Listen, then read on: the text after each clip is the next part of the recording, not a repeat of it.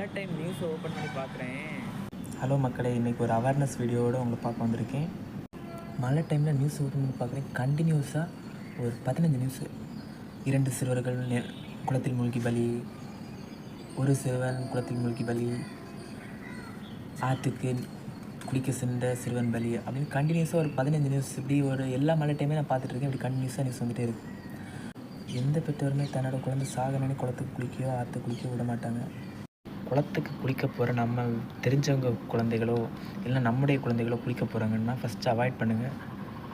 இல்லைனா நீங்களாவது கூட போங்க.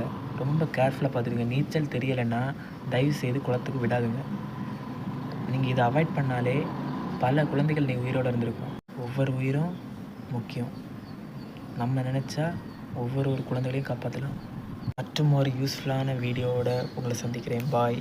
இப்படிக்கு உங்கள் சங்கர்.